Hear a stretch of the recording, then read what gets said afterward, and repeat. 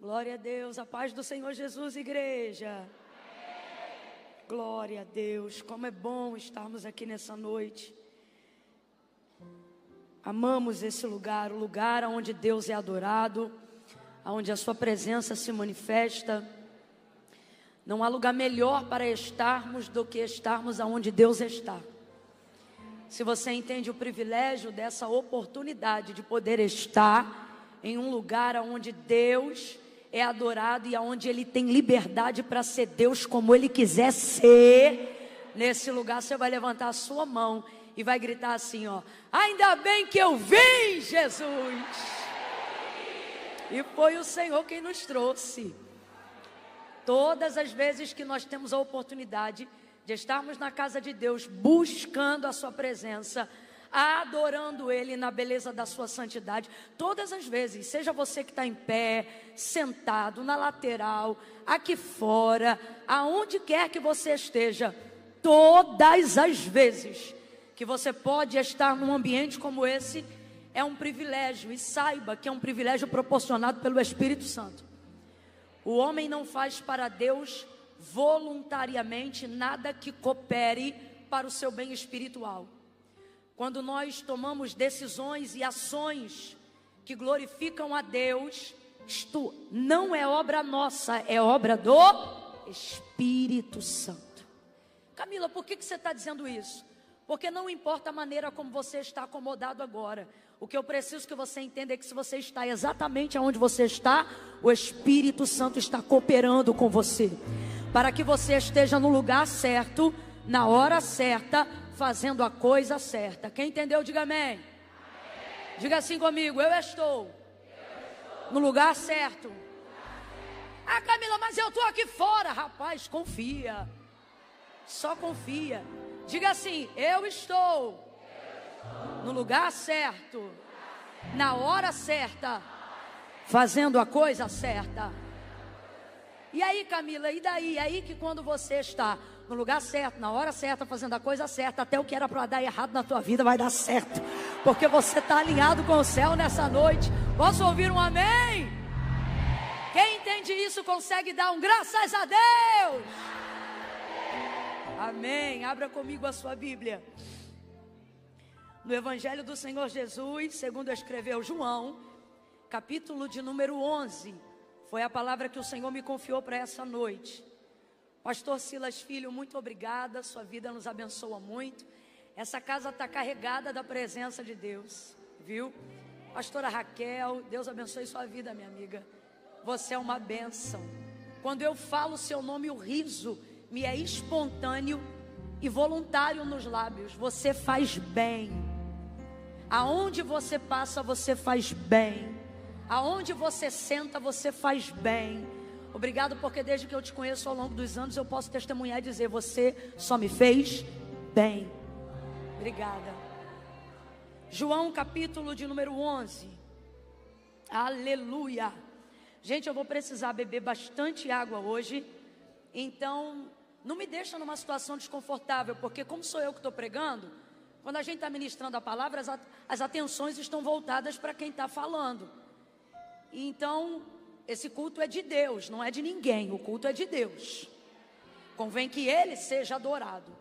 E aí a gente, às vezes, quando está pregando e precisa beber água, os irmãos ficam com uma cara de coruja seca, olhando para a gente, secando a gente. E aí a gente se sente parecendo que está atrapalhando o culto. Aí o que a gente faz?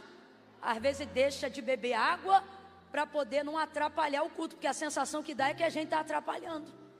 E Deus não me chamou para atrapalhar, ainda mais culto. O sangue de Jesus tem poder. Mas eu entrei num processo de desidratação um dia desses atrás. Estou falando meio lento porque a língua está colando no palato. Não é nervoso não, é falta de hidratação mesmo. Então eu tenho que ficar bebendo água. Não me irrita, me ajuda.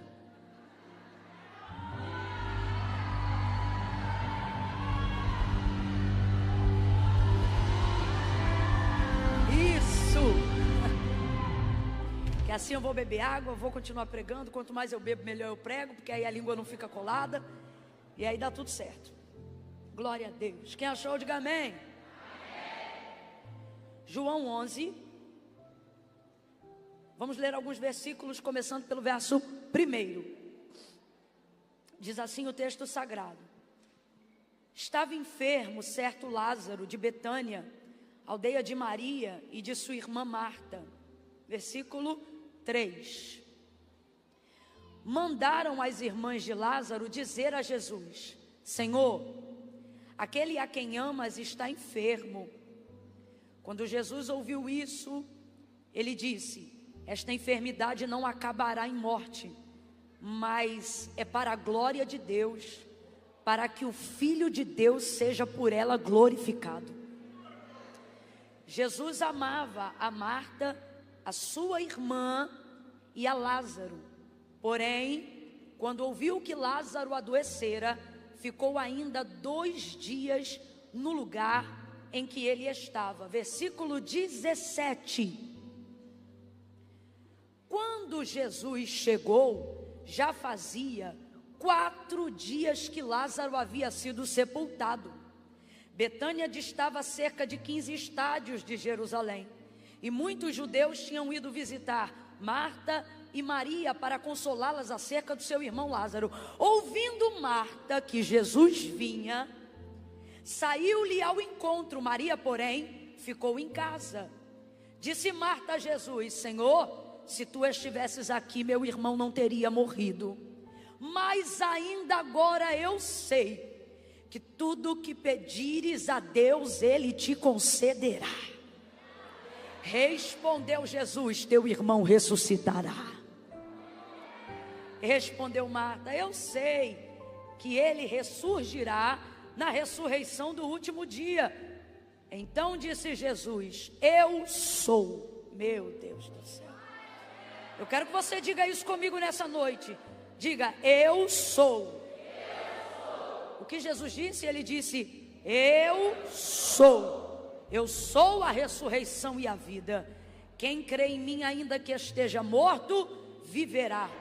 Todo aquele que vive e crê em mim, nunca morrerá. Crês tu nisto?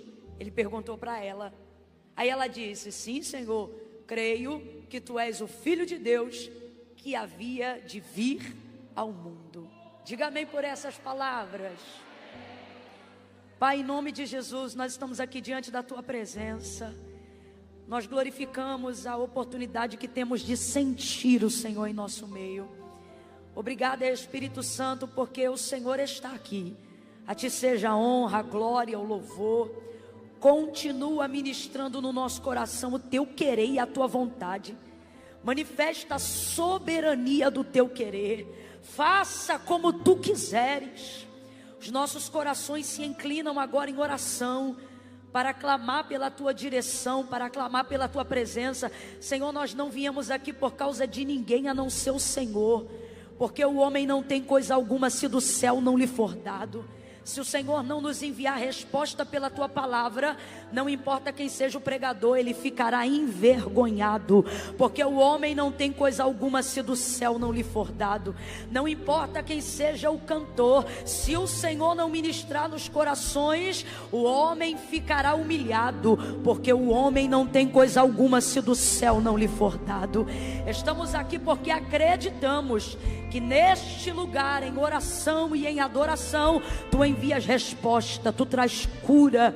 Portanto eu te peço, cumpre o que tu disseste que faria, quando me chamaste ao santo ministério da palavra, dizendo que enquanto a palavra da verdade estivesse sendo pregada, tu se moveria com unção, com poder.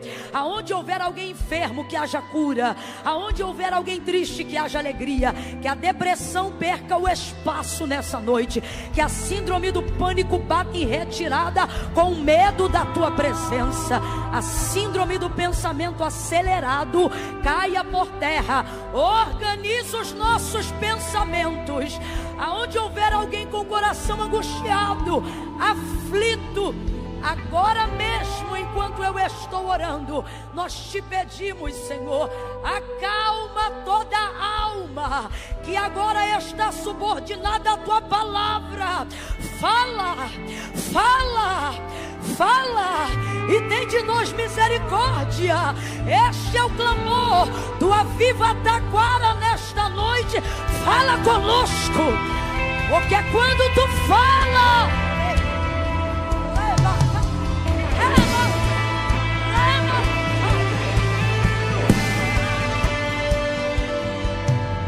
fala conosco, Senhor. Tem de misericórdia. Ore comigo, abra a boca, peça ao Senhor misericórdia. Tem misericórdia, Senhor. Senhor, nós queremos ainda em oração te pedir como Davi te pediu. Se tu olhares para os nossos pecados, quem subsistirá? Mas contigo está o perdão. Traga perdão sobre os pecados nessa noite. Traga redenção sobre nós nesta noite. Não para pecarmos de novo, mas para sermos livres do peso da culpa e do pecado. Redenção. Nós te clamamos por redenção. Traz o teu perdão. Se você está entendendo o que está acontecendo aqui, corrobore pedindo misericórdia, Senhor, misericórdia. Tem de nós misericórdia, Senhor, fala conosco.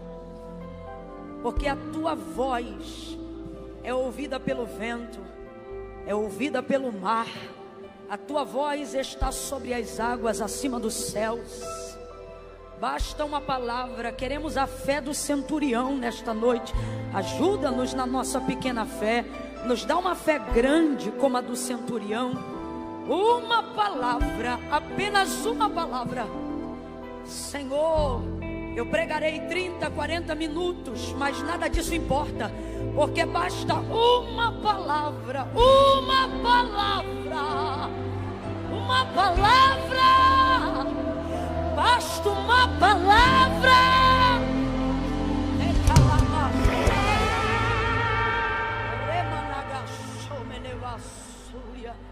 Por favor, Senhor, esse é o nosso clamor. Nos dá direção pela tua palavra, resposta pela tua palavra. Fica conosco. Cura enfermidades pela tua palavra. Restaura casamentos pela tua palavra. Senhor, se estiver sendo transmitido online agora, nós oramos ao vivo agora. Todo demônio que está oprimindo essa pessoa em casa agora, solta ela agora. Solta ela agora, nós te damos uma ordem. Sai! Sai da sala, sai do quarto, sai da cozinha. Espírito de medo, nós te repreendemos agora em nome de Jesus. Espírito suicida, agora em nome de Jesus, solta essa arma da mão dele. Solta esse remédio da mão dela. Solta essa cocaína. E quem tiver alcoolizado, em nome de Jesus agora, tira o efeito do álcool e dá entendimento da tua palavra. E aonde houver um homem, uma mulher de Deus precisando de resposta, dá ele direção, dá ela direção agora, agora, agora, Senhor, por favor, por favor. Essa é a nossa súplica, essa é a nossa súplica. Agora nós que estamos aqui dentro, oramos pelos nossos irmãos que estão aqui fora, Senhor. Não permita com que o estar aonde eles estão os impeça de receber essa unção, receber essa porção. Cala a voz da murmuração agora em nome de Jesus, Senhor. Em nome de Jesus. Abre os céus sobre nós e glorifica o teu nome. Em nome de Jesus. Diga amém. Oh, amém. Amém, aleluia. Aleluia, aleluia, aleluia.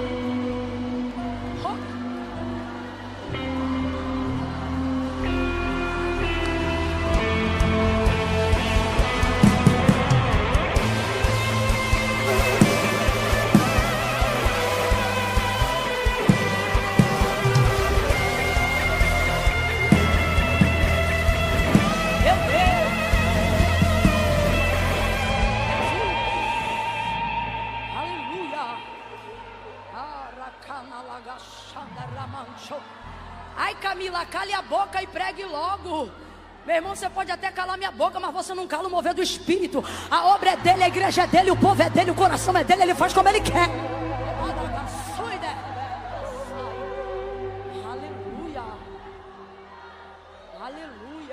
Deus, glória a Deus, glória a Deus, aleluia,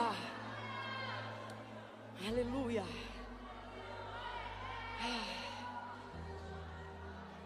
Aleluia.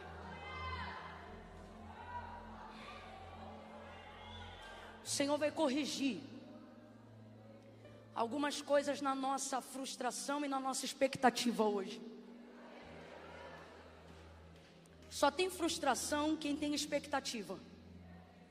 Então, se você é um crente, um cristão, melhor dizendo, se você é um cristão e não tem nenhuma área da sua vida que você tenha sido provado, ou esteja, ou já tenha vivido, ou esteja vivendo um sentimento de frustração, me desculpe, mas eu não te acho melhor do que ninguém por causa disso. Pelo contrário, te acho menos crente do que muita gente que eu conheço.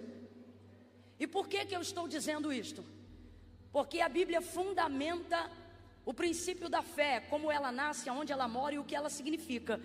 E o que a palavra de Deus fala conosco sobre fé. Primeira coisa, que é necessário que todo aquele que se aproxima de Deus creia que Ele existe, que Ele é galardoador, ou seja, abençoador, bondoso para com aqueles que buscam Ele. Então, pode alguém servir a Deus sem fé? Pode alguém conhecer a Deus sem fé? Pode alguém se relacionar com Deus sem fé? Pode alguém ter vida com Deus ou conhecê-lo sem crer em Deus? Pode alguém crer sem fé? Não, não pode. Agora vamos à medida da fé. Como é que se tem fé? Ela vem por intermédio da palavra, não é isso? A fé vem pelo ouvir e o ouvir da palavra de Deus. Então, de onde vem a fé? Da expectativa que você põe em cima da palavra que Deus te entregou, seja ela bíblica, seja ela profética, mas sempre no crivo da palavra de Deus. Porque qual é a maior manifestação de Deus? A palavra. Por isso João vai dizer no capítulo 1, quando ele vai fazer uma biografia sobre Cristo, ele vai dizer que no princípio era o verbo. O que é verbo, gente? Palavra. No princípio era o verbo estava com Deus, e o verbo era quem? Porque Deus se manifesta através da sua palavra. Então quem é Jesus? Jesus é a palavra manifestada carnalmente, fisicamente. É por isso que quando Jesus disse assim, eu vou para o meu Pai, aí os discípulos ficam tristes porque não querem ficar sem Jesus. Aí ele diz assim, mas eu não vos deixarei só, enviarei o outro Consolador. Eu estou indo para preparar-vos lugar, para que aonde eu esteja, vocês estejam também. E aí um dos discípulos vai dizer assim para Jesus, Senhor, mostra-nos o Pai, já que tu está indo para o Pai. Aí, se eu não me engano, é Filipe. Aí ele vai responder e vai dizer assim, ora, tu ainda não tendes visto o Pai? É só olhar para mim, porque quem vê a mim, vê o Pai. E quem vê o Pai, vê a mim, porque eu e o Pai somos. Então ele é a manifestação de Deus e a manifestação da palavra. Logo, tudo aquilo que manifesta a palavra de Deus deve gerar em nós fé. Às vezes você não tem falta de fé, às vezes você tem falta de palavra. Ou seja, lugares na tua cabeça, na tua consciência, no teu coração, para se assegurar em cima do que Deus falou, para se firmar em cima daquilo que Deus disse, porque esta palavra genuína, quando ela encontra lugar de firmeza no nosso coração, nós nos apegamos a ela. Agora vamos para o terceiro ponto da fé. Primeiro, é necessário que todo aquele que se aproxima de Deus creia que Ele existe. Segundo, a fé vem pelo ouvir e o ouvir da palavra de Deus. E agora, terceiro e último fundamento da fé que nós estamos trazendo para essa noite, porque tem muitos, mas os principais. Qual é esse terceiro? O que é a fé, segundo a melhor definição bíblica do que ela é propriamente, não de onde ela vem, não aonde ela está e não de como eu preciso dela, mas de que maneira ela se caracteriza em mim. Ora, a fé é o firme fundamento das coisas que eu não vejo, mas espero. Em outras versões, ora, a fé é o firme fundamento das coisas que eu não enxergo, mas gero expectativa. Então vamos lá. Se você precisa de fé para crer em Deus e para receber de Deus, você precisa treinar-se a desenvolver expectativa em cima de tudo que Deus falou para você, sim ou não? Sim ou não? Então é por isso que eu tenho probleminha com crente que não tem frustração. Não é porque Deus não responde. A nossa frustração jamais vai morar na incerteza de que Deus não fará o que disse. Porém, vez ou outra, ela tortura a nossa mente e a nossa alma. Não porque Deus não é poderoso para cumprir o que falou, mas porque geralmente não acontece no tempo que eu preciso.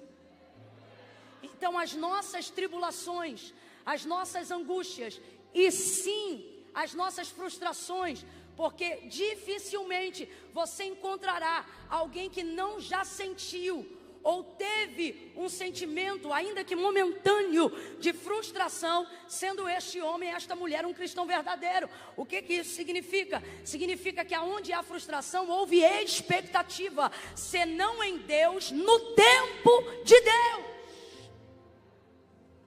O tempo de Deus não combina com o nosso tempo e nunca vai combinar, gente.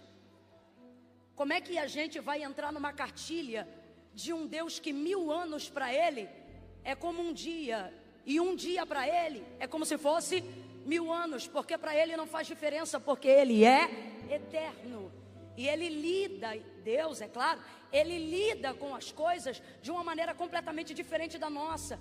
Então Deus está mandando eu falar abertamente para alguns corações hoje aqui, que estão abrindo mão de promessas antigas, porque estão acreditando que elas não vão mais acontecer, não porque Deus não possa fazer, mas porque você não se vê mais em condições de receber pelo tempo que já passou.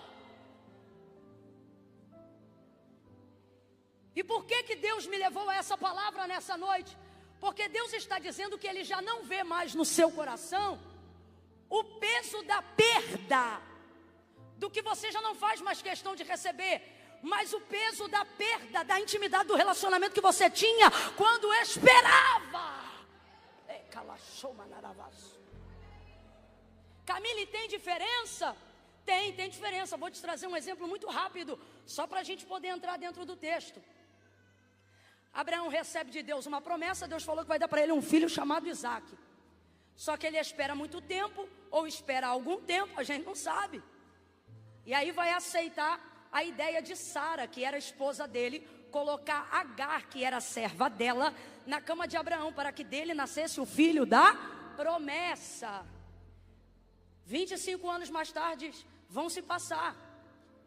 Quando chega o ano de Deus fazer cumprir aquela promessa, lá atrás em Gênesis 12, o texto vai dizer que Deus aparece em Abraão no capítulo 17 do livro do Gênesis. E aí Deus vai dizer assim para Abraão: Abraão, por este tempo determinado, isso significa que Deus está falando com ele ainda este ano. Então o Deus que deixa passar mó tempão, na hora que entrega a promessa, não fala de prazo. Mas quando chega a hora de cumprir, Ele fala quanto tempo falta. Deus não está tratando de prazos, porque Ele não precisa trabalhar na promessa. Deus não trabalha na promessa, Deus trabalha na gente, para que a gente esteja pronto para receber o cumprimento do que Ele falou. Então, se Deus não te deu tua vitória, não cumpriu ainda a palavra que Ele liberou, não significa que ela não se cumprirá, só significa que nós ainda não estamos prontos para receber. O período de espera é o período onde você deve desenvolver relacionamento com Deus e capacitação para administrar aquilo que Deus te confiou. Toda a promessa está guardada na mão de Deus, e não há lugar mais seguro para ela estar do que na mão de Deus. O que significa? Que quando Deus faz uma promessa, mas ainda não cumpre, eu preciso me sentir segura. Significa que ela está guardada. Aonde que a coisa fica mais difícil? Quando ela cumpre, porque aí ela sai da mão de Deus e vem para a minha mão, aí a administração é minha. Então entenda, você não pode ficar dessa maneira. Abraão ficou assim, como a maioria de nós ficamos. E aí 25 anos mais tarde, Deus agora vai entregar o prazo. Ele não entregou o prazo lá na frente dizendo: Abraão, você vai esperar 25 anos para essa promessa se cumprir. Não, ele só aparecia de tempo em tempo para dizer: o que eu falei eu vou cumprir, o que eu falei eu vou cumprir, o que eu falei eu vou cumprir. Abraão é tido como pai da fé. Quem está me ouvindo bem, diga amém. Abraão é tido como quem? Ninguém tinha uma régua mais alta para criar expectativa no que Deus falava do que Abraão. Ninguém, tanto é que lá na galeria dos heróis da fé, o autor da carta aos Hebreus vai deixar claro que ele era amigo de Deus e que ele era o pai da fé. Por quê? Porque a fé vem pelo ouvir, o ouvir da palavra de Deus. Deus encontrou na vida de Abraão um nível de expectativa que ele não havia encontrado ainda no coração de ninguém. E que expectativa é essa? A expectativa de um Deus que não precisa provar que ele vai cumprir aquilo que ele fala, porque Abraão tão somente acreditou na voz de Deus. O que é que isso significa? Que aquilo que Deus fala é o suficiente para que ele cumpra. Ele não precisa te dar uma promissória. Só que o tempo passou, botou H na cama dele, nasceu Ismael. Quem nasceu? Quem nasceu? Ismael não é fruto da promessa. Ismael não é filho da promessa, é filho da ansiedade. É filho da força do seu braço. É filho de quem não tem força para esperar o cumprimento de uma palavra. É filho de quem está frustrado porque ainda não viveu a realização do que Deus falou. Então agora vem Deus no capítulo 17, 25 anos depois. Camila, Mané, Marta, Maria e Lázaro. Para de ser chato, presta atenção. Ele vem a Abraão e ele diz o que é para Abraão? Abraão, aquela promessa que eu te fiz lá atrás, neste tempo determinado eu vou cumprir. Ou seja, depois de 25 anos Deus vem, não para dizer vou cumprir, mas para dizer quando. Rapaz, é tanto tempo esperando uma coisa acontecer sem acontecer, que quando Deus dá o prazo que vai acontecer, Ele encontra um coração desmaiado. A gente é assim, e não leva mal, mas tu não é melhor do que Abraão. Não, Camila, mas eu ainda estou firmão. A minha pergunta é, e quantos anos se passaram? Aí Deus vai dizer assim para ele, Abraão, neste tempo determinado, ou seja, ainda este ano, Sara vai dar luz ao filho da promessa. Aí ele está ouvindo Deus lembrar de promessas antigas. Vem comigo. Ele está ouvindo Deus lembrar ele de promessas. E aí o texto vai dizer que ao ouvir Deus falar isso com ele, ele vai rir. Ele vai? A gente só fala que Sara riu, mas Abraão riu também. Gênesis 17. Quando ele ouve Deus falar essas coisas com ele, o texto diz que ele ri. Mas ri por fora? Não, ri por dentro. Aí ele ri. E por dentro ele fala, não falou com a boca, falou em pensamento, não falou com a boca, falou no coração. Só que Deus não prova só as palavras, como diz o Salmo, tu me sondas e me conheces, antes que a palavra venha em minha boca, o Senhor sabe o que eu vou dizer. Aí Abraão, dentro dele, não vai falar, porque quem tem temor não é abusado. Aí ele vai pensar, como é que um homem de 100 anos vai fazer um filho? Ele vai pensar, como é que uma mulher de 90 vai gerar? Aí ele ouve a promessa inteira e Deus diz assim, com este filho estabelecerei minha aliança contigo. Mano, Deus começa a rasgar e entrega bênção sobre bênção, vitória sobre vitória. E o que ele está dizendo para Abraão é o seguinte, tudo que você me ouviu falar nesses 25 anos vai se cumprir nesse ano. É nesse ano que eu faço, é nesse ano que eu entro, é nesse ano que eu dou, é nesse ano que eu entrego. É mais ou menos isso que Deus está falando. E aí ele entrega tudo, era hora de Abraão ficar igual você. Só que Abraão está provado no teste do tempo. Talvez você já passou ou está comemorando porque ainda não foi tão provado quanto ele. E aí ele, de vez de dizer glória a Deus, aleluia, sabe o que ele vai dizer? Com a boca ele vai dizer, Oxalá, faça assim Deus a Ismael. Só que Deus foi lá para falar de quem? Vamos lá, Deus foi lá para falar de quem? Ele ouve tudo sobre Isaac e pede para Deus abençoar quem? Me parece que alguém não espera mais Isaac. É isso ou não é? É isso ou não é? Então o que Abraão está dizendo para Deus? Deus, não é que eu não creio que o Senhor não tem poder de cumprir. É que eu já não me vejo em condições de... Porque eu estou esperando há tempo demais. Então o tempo tirou de mim o vigor de querer um filho, de gerar um filho, de educar um filho. Eu já não me imagino mais sendo pai de mais uma criança. Com Ismael eu já fiquei cansado, imagina agora Isaac mais novo. Ele já não imaginava Sara grávida. Então tudo aquilo que Deus havia falado entrou em uma área aonde para ele Deus não precisa cumprir. Isso não vai mudar na cabeça dele, o relacionamento dele com Deus. Mas a verdade é que quando a gente deixa de desejar o que Deus falou, não é que o relacionamento vai mudar, já mudou. Então você está aqui hoje se sentindo um crente super maduro enquanto eu falo de frustração? Ou um homem, uma mulher muito experiente, independente do seu cristianismo ou da sua religião, pensando assim: ah, Camila, nada mais me frustra, isso não muda mais na minha vida, crítica não me muda, elogio não me muda, realização não me muda, dinheiro não me muda. Meu irmão, nenhuma dessas coisas pode mudar, mas tem uma coisa que ninguém nunca venceu e nem vence, só Deus vence. O quê? O tempo.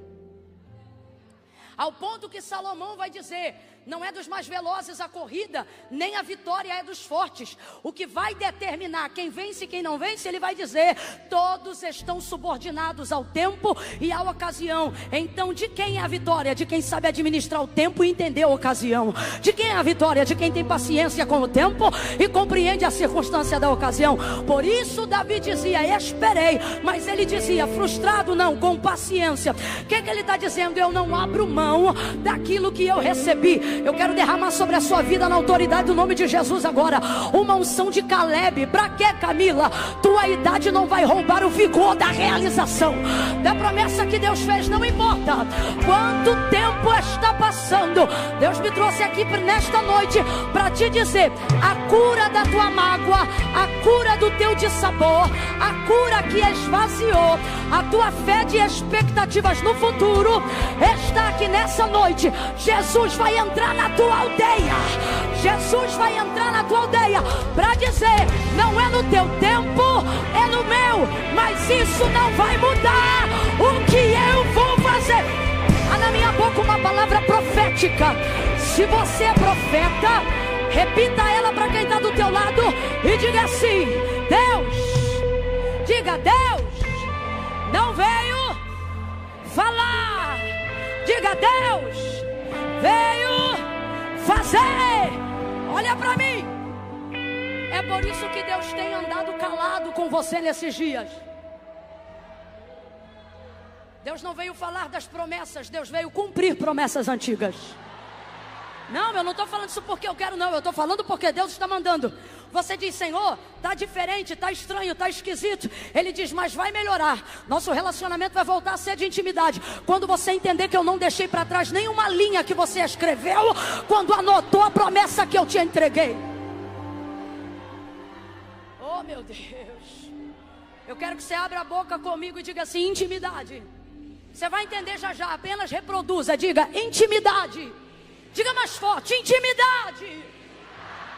Deus não se relaciona superficialmente com seus amigos. Para receber de Deus o título de amigo, o relacionamento com Deus, para ser amigo, só presta de um jeito: tem que ser íntimo. Ou seja, ou é amigo ou não é. Não tem mais ou menos. E para ser amigo de Deus tem que acreditar em tudo que Ele fala. Ah, Camila, eu acredito mais ou menos. Colega. Ah, Camila, eu acredito mais ou menos. Servo. Ah, eu acredito mais ou menos. Conhecido. Ah, eu acredito mais ou menos. Amigo do Evangelho. Camila, eu acredito em tudo que Deus fala. Amigo de Deus. Camila, se Deus fala bora, eu boro na hora. Amigo de Deus não é normal. Amigo de Deus trafega no sobrenatural.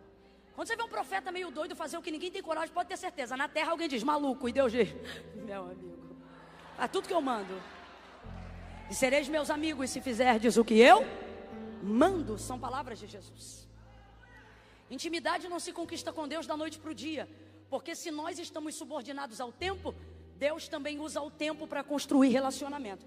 Quando você vê uma irmãzinha de cabelo branco, quando você vê um irmãozinho de cabelo branco, se por acaso ele tiver vida de relacionamento com Deus, meu irmão, tenha cuidado, ande devagar perto de pessoas assim. Essa gente tem de Deus o afeto pessoal. Camila, eu não concordo com o que você está falando, não. Deus vê todos os homens iguais para salvar, não para se relacionar. Não me diga que você acha que para Deus Moisés e você é a mesma coisa. Não me diga que para Deus você acha que Elias e você é a mesma coisa. Não me diga que para Deus você acha que eu e João Batista dá no mesmo. Acorda, menina. Que Bíblia que você está lendo? Deus se relaciona pessoalmente. Salvação é para todos. Relacionamento é para quem ouve tudo, acredita em tudo e não negocia nada. Abraão era amigo. Agora vamos a outro nível de amizade. Marta, Maria e Lázaro. João não era tão amigo deles quanto Jesus era. E eu gosto de abrir esse texto no Evangelho de Jesus, segundo escreveu João. Porque João tem algumas características de acordo com o Dr. Augusto Cury. que transitavam quase que a bipolaridade. O discípulo do amor queria tacar fogo em todo mundo. Quando viu o povo expulsando o demônio em nome de Jesus, e ele achou que era só para eles. Senhor, nós vimos aí, assim, tal coisa acontecer. Quer que a gente vá lá e manda descer fogo do céu e acaba com todo mundo? Rapaz, João, o discípulo do amor. Segunda característica, o discípulo a qual Jesus amava. Não é assim que está no texto? Só que só aparece na carta que ele mesmo escreveu, no evangelho que ele mesmo escreveu. Não aparece em nenhum outro. Então a gente está falando de pessoas aqui. Relacionamento. E o que eu acho lindo é que a validade do relacionamento de Marta, Maria, Lázaro e Jesus. Vamos junto para a gente não esquecer? Marta, Maria, Lázaro e Jesus. É tão forte, é tão visível, que até João, que aparentemente parece ser o mais ciumento, vai dar testemunho e vai escrever. E Jesus amava.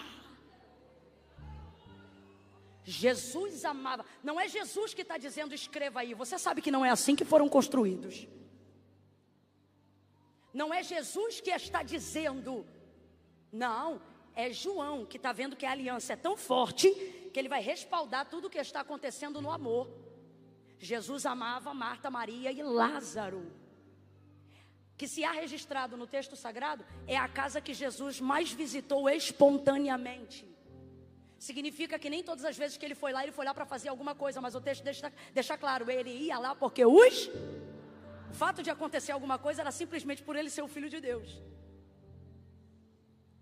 Então Marta, Maria e Lázaro desenvolvem com o tempo relacionamento com Jesus.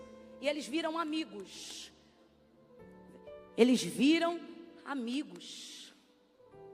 Então agora, se eles são amigos, um amigo vai ficar doente. Quando ele fica doente, qual é a primeira coisa que Maria e Marta vão fazer? Vão fazer chegar um recado onde Jesus está. E Jesus estava longe, hein? Quem está me ouvindo bem, completa aí, por favor. Jesus estava onde? Longe. Só que a amizade verdadeira tem disso. Não é sobre estar no mesmo espaço, dividindo as matérias, o mesmo corpo e o mesmo ambiente. É sobre não estar no mesmo lugar e saber aonde quem você ama está. Isso é amor. Isso é relacionamento. E olha que eu estou falando de uma época que não tem WhatsApp. Sabia onde eu estava porque conhecia a vida. Sabia onde eu estava porque tinha relacionamento que não era de oi, tudo bem, mas era de comunhão. Pegam então um recado, Marta e Maria, e manda avisar para Jesus: teu amigo a quem tu amas. É impressão minha ou elas estão usando o relacionamento para transferir urgência? É impressão minha? Alguém consegue fazer a leitura do bilhete como eu? São amigos. Lázaro está enfermo. Passa primeiro dia, segundo dia, terceiro dia. O cara vai ficando cada dia mais doente. Mais doente. Parece que eu vejo a vizinhança indo visitar Lázaro na sua enfermidade, que aponta para a morte, num sentido físico. E os vizinhos perguntando: e aí, ele já veio? Ele quem? Jesus. Já veio? Não é, mas vocês não são amigos? Eu não estou inventando, gente. Tem conjectura que é tão clara que às vezes o maior erro é não fazê-la. Eles eram amigos. A casa mais visitada. E agora, quando o amigo mais precisa, cadê aquele que quando é hora do pão tá? Que quando é hora do culto tá? Que quando é hora da água chega? Que quando precisa de ajuda está? Que quando quer comunhão está? Então eu vejo Marta e Maria na condição da sua humanidade, frustradas com a ausência de Jesus. Agora, frustradas a ponto de perder a fé? Não. Tanto é que quando Jesus volta ou retorna na aldeia de Betânia, ela diz: eu sei que ainda agora tudo que tu pedires a Deus Ele fará. Então o que ela está entendendo? Eu sei quem tu és, isso não muda. Nunca vai mudar para mim quem tu és. Guarda isso aqui. Marta está deixando claro, Maria deixa claro. Quem tu és não muda para mim. Mas como nós nos relacionamos, muda sim quando o Senhor não faz as coisas na hora que eu acho que tem que fazer. E aonde a gente vê isso? No bilhete. O bilhete e a maneira como ela o recebe. Se tu estivesses aqui, meu irmão não teria morrido. Quem lembra? É assim que ela recebe ele. Dessa vez nada de shalom. Dessa vez é se tu... Irmão, como é que tu recebe alguém assim? A gente não recebe nem gente comum assim, ainda mais Deus, o Filho de Deus. Pode olhar o texto. Quem recebeu Jesus em Betânia não foi a amiga sensata foi a amiga indignada. Jesus pega o bilhete quando ele ainda estava enfermo. Elas estão sob pressão da enfermidade, vão entrar na pressão do luto. Jesus olha o bilhete e diz para os discípulos: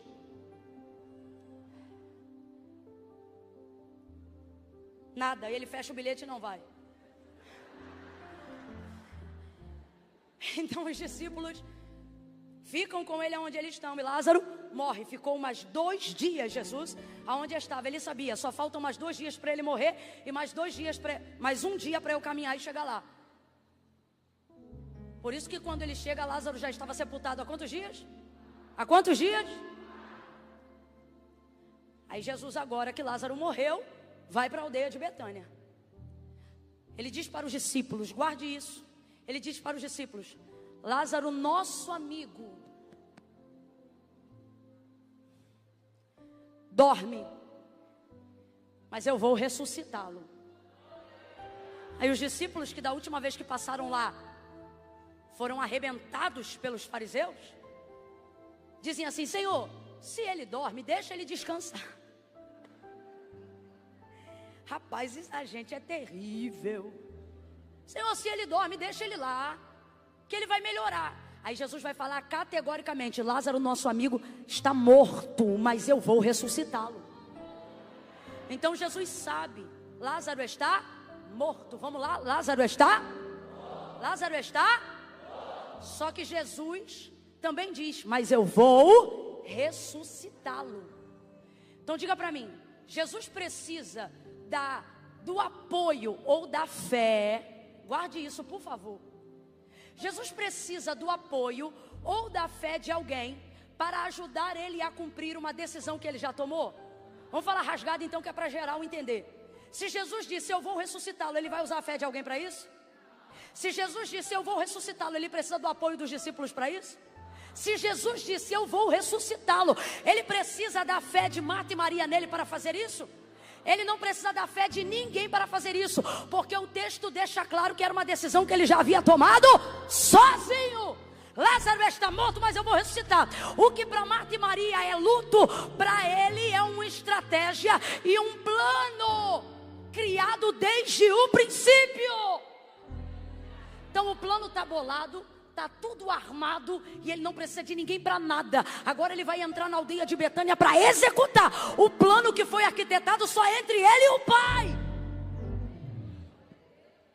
Quando ele chega na aldeia, Marta olha para ele, bem informada, fica sabendo que ele está chegando antes de chegar. Se tu estivesses aqui, meu irmão não teria morrido. O que ela está dizendo? Eu queria que o Senhor tivesse vindo. Isso não é jeito de se receber alguém. Só que a indignação de não termos sido atendidos no tempo que queríamos mostra que o nosso coração não é digno de intimidade com Jesus. E agora eu não falo só de Marta, mas de cada um de nós.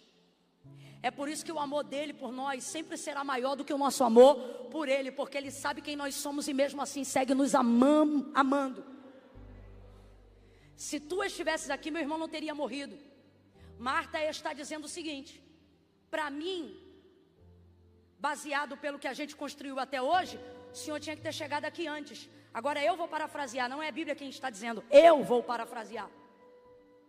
O que eu vejo embutido nessas palavras é a frustração de quem não foi atendido quando queria.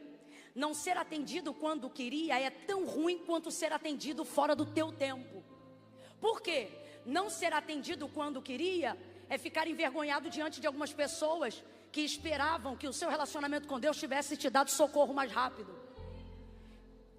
Não ser atendido quando queria é ver alguns familiares nossos vendo a gente sendo fiel a Deus, nos dízimos, nas ofertas, no caráter, na integridade, no modo de viver, na intenção, na fé, e mesmo assim ver empresas quebrarem e ver pessoas olhando pra gente e pensando, pensei que você e Jesus fossem amigos, mas seu CNPJ tá falido. É ver-se indo na quarta-feira fazer quimioterapia e na sexta radioterapia e ver gente te olhando de longe e não falando com a boca, mas você vendo nos olhos. Ah, depois de eu ver você tantos anos servindo a Deus, sendo obreiro, sendo obreira, eu imaginava que o seu amigo curaria o câncer e você não iria ficar na necessidade de quimioterapia. E assim segue. E a gente pensa, mas isso não muda para mim. Ele sempre será o filho de Deus e ele sabe disso. Mas Deus me trouxe hoje aqui para dizer: joga limpo, teu relacionamento mudou comigo desde que eu não te atendi no meu tempo.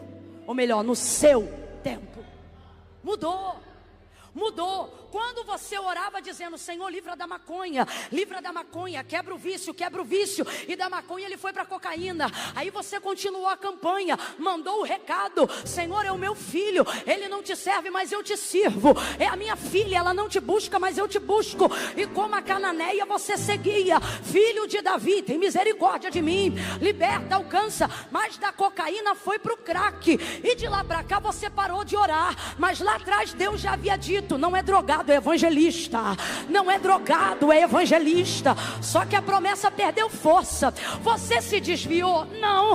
Você segue crente. Teu nome saiu do livro da vida? Não. Você segue firme. Aí você diz: Deus, para mim o Senhor não mudou. E Ele sabe. Ele diz: eu sei que eu não mudei, eu não mudo, mas o nosso relacionamento já não é mais o mesmo. E esta noite, se você admitir, você vai ver o que eu vou fazer. Mais do que te dar o que Ele falou, Ele não quer perder a intimidade que Ele tinha com você.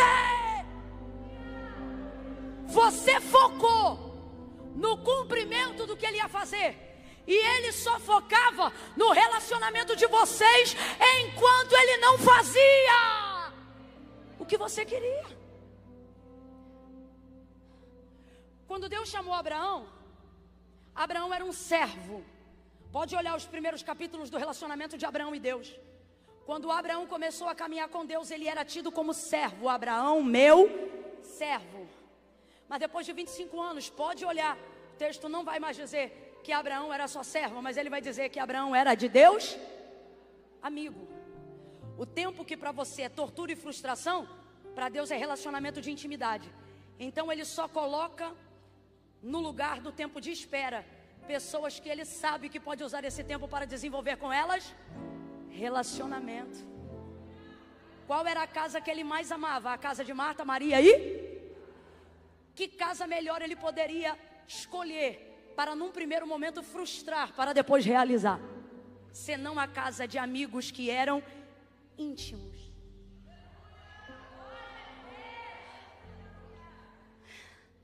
Não, irmão, Deus está aqui, hein? Deus está aqui e é noite de terapia. Você pensou que o Aviva era só manto, e Deus está dizendo: hoje eu estou entrando no recôndito da tua alma, e estou dizendo que eu tenho observado a tua tristeza comigo de um tempo para cá. Não mudei como Deus, você nunca me desrespeitou. Você segue lutando pelo nosso amor, mas a verdade é que você já não luta mais por coisas que eu disse, porque já não se relaciona mais comigo como se relacionava. E por que não? Porque eu escolhi tua casa para permitir algumas frustrações que você achava que pela nossa intimidade você jamais as viveria. Afinal, ninguém orava mais do que você. Afinal, ninguém jejuava mais do que você. Afinal, ninguém acreditava nisso mais do que você. E eu não fui, eu não cheguei, eu não te curei. O divórcio não foi interrompido, a enfermidade não foi curada. Você está tomando remédios controlados. Porque eu não fui, eu não cheguei, eu não entrei, não respondi. Você continua indo à igreja, continua dando dízimo, continua orando quando acorda, orando quando vai dormir, mas intimidade não tem mais, fervor não tem mais, a alegria verdadeira não sente mais, porque ficou frustrado. Frustrado. Eu estou sentindo uma graça de Deus tão grande aqui.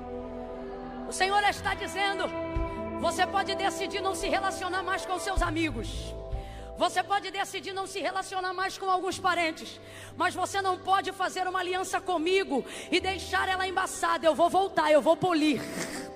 Eu vou polir. Não tem amizade sem brilho, não tem amizade sem confiança. Antes de ressuscitar Lázaro, ele ressuscita Marta. Antes de ressuscitar Lázaro, ele ressuscita Maria. Antes de... Quem está entendendo o que Deus está falando aqui? Antes de ressuscitar Lázaro, ele ressuscita os discípulos. Ele não precisa de ninguém para ressuscitar Lázaro, mas ele decide não ressuscitar enquanto todos não voltarem a acreditar que ele pode realizar. Ele te trouxe hoje aqui para dizer: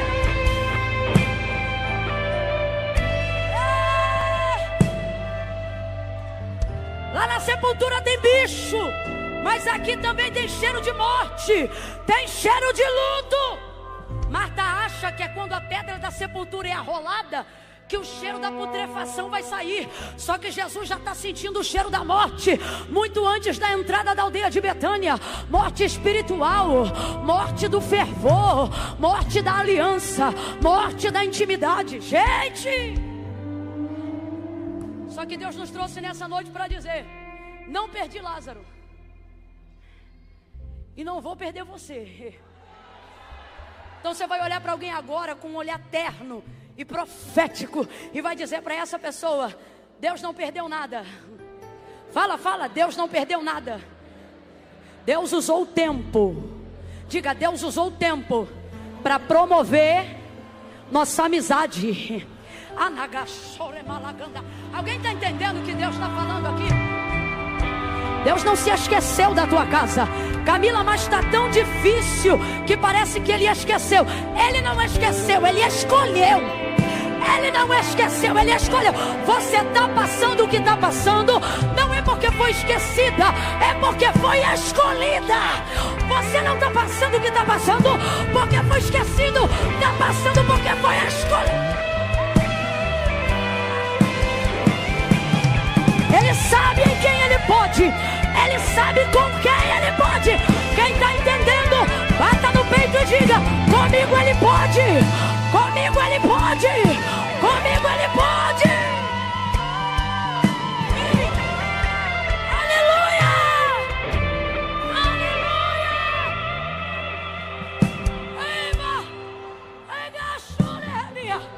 Comigo Ele pode. Comigo Ele pode. Ele sabe que comigo Ele pode. Comigo Ele pode, abrir aspas, atrasar. Comigo Ele pode, abrir aspas, não chegar. Comigo Ele pode. Por que Ele sabe disso? Porque Ele sabe que esse relacionamento é capaz de suportar isso.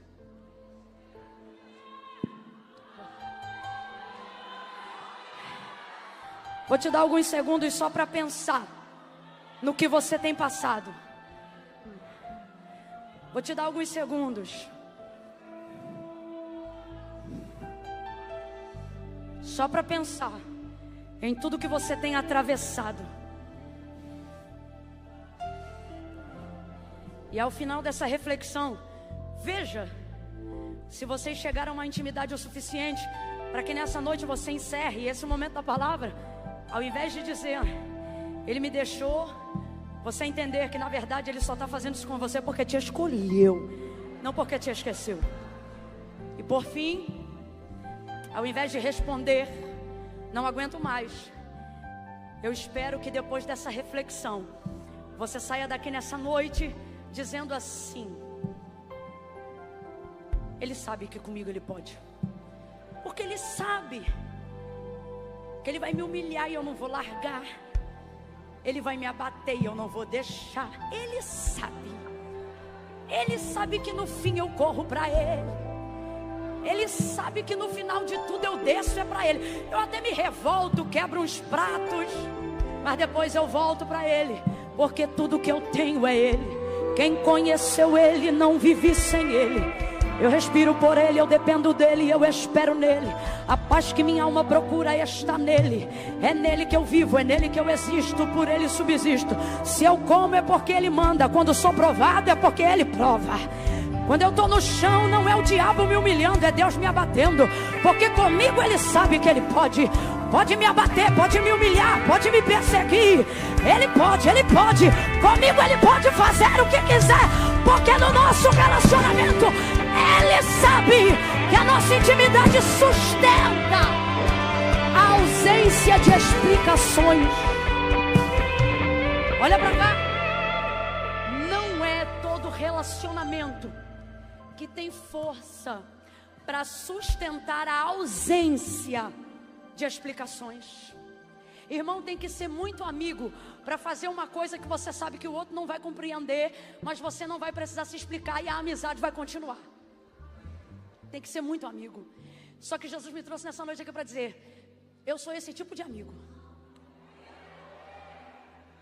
O melhor amigo. Então Ele está dizendo: será que sendo seu melhor amigo não sou digno da sua confiança no seu pior momento? Amém? Ele é digno? Ele é digno? Ele já falhou com alguém? A Camila falhou comigo, falhou nada. Só não entrou no tempo que você esperou. Não significa que Ele não fará. Falaria e não cumpriria? Diria e não faria? Porventura é homem para que minta, ou filho do homem para que se arrependa? Haveria alguma coisa difícil para o Senhor? Então Ele está dizendo: eu não falhei, eu só não cheguei quando você esperava. E isso te frustrou. E por que te frustrou? Não é porque você queria glorificar o meu nome. E só tem uma coisa que eu não sustento no nosso relacionamento: que você faça coisas me usando sem querer glorificar o meu nome. O que isso significa?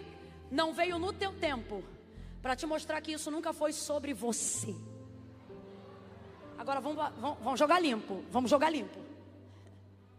Isso te afeta? Se te afeta é porque teu ego ficou maior do que o teu desejo de continuar se relacionando com Ele.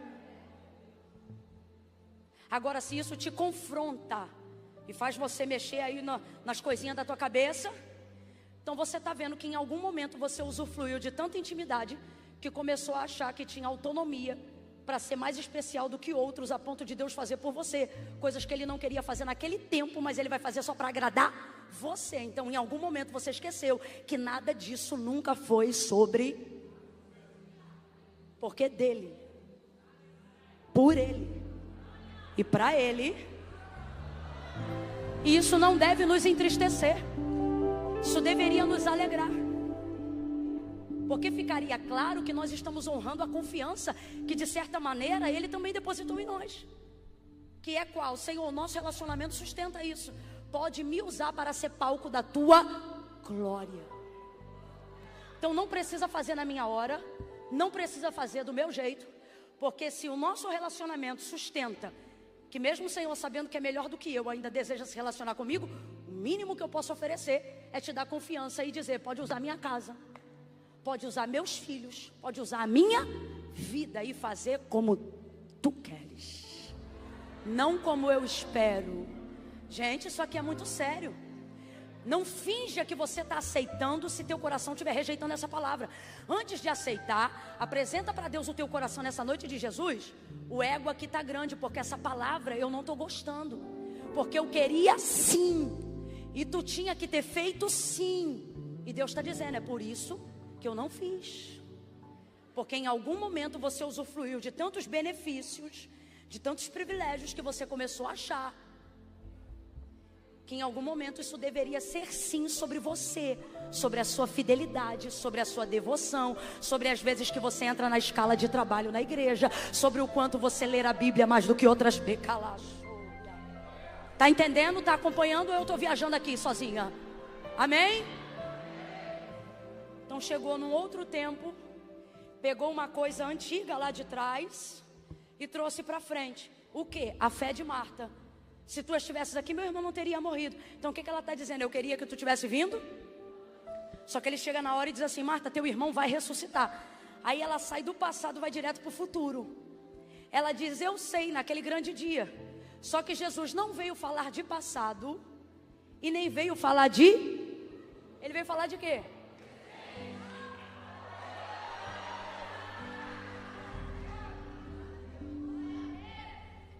Meu Deus. Vou encerrar aqui que nem eu me aguento mais.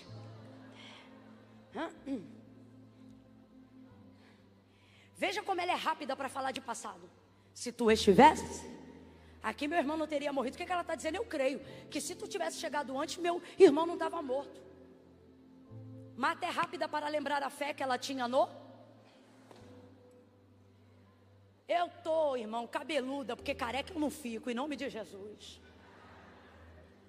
Estou cabeluda, cabelo comprido, de ver gente dizer assim, porque antigamente quando eu orava,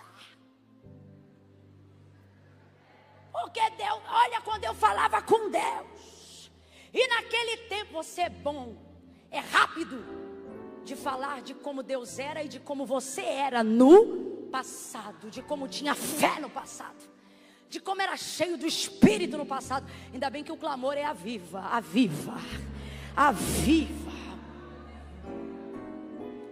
Marta rapidamente fala do passado, aí Jesus joga para o futuro. Ela também não tem dificuldade de ir para o futuro.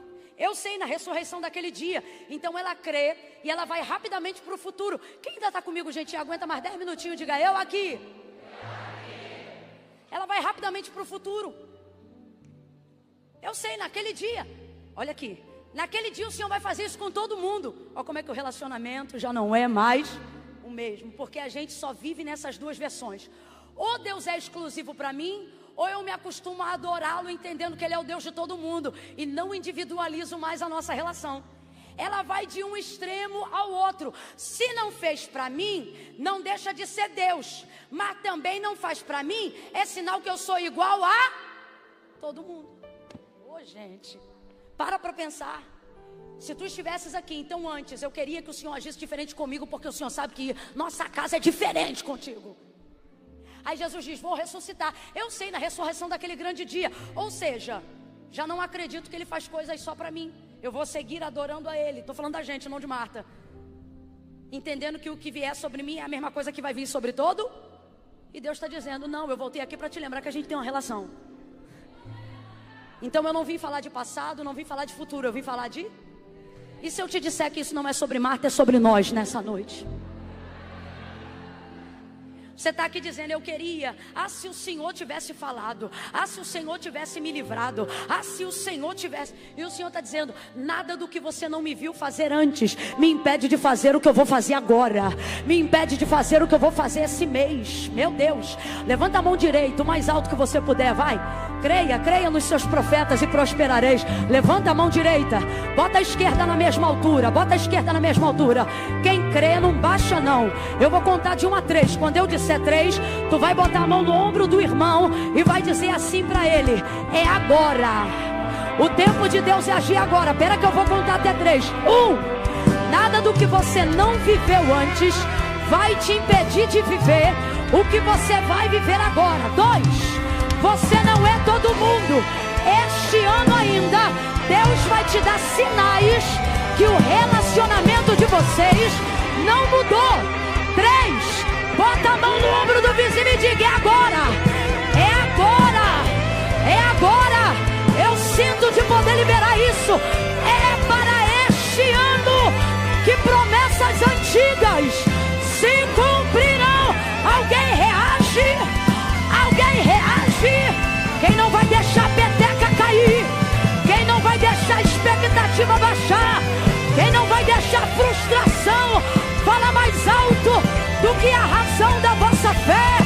Cristo em vós, esperança da glória.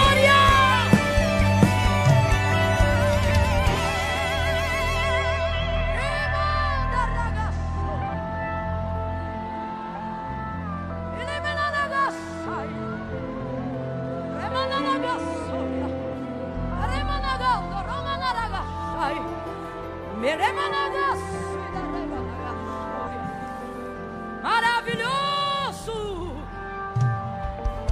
amigo, Deus está mandando aqui eu dizer isso para alguém ser curado agora e voltar a se relacionar com Deus com a mesma intimidade. Dá um grito aí dizendo assim, ó, amigo, amigo, Ele está dizendo: é isso, sou teu pai e sou teu amigo. Amigo!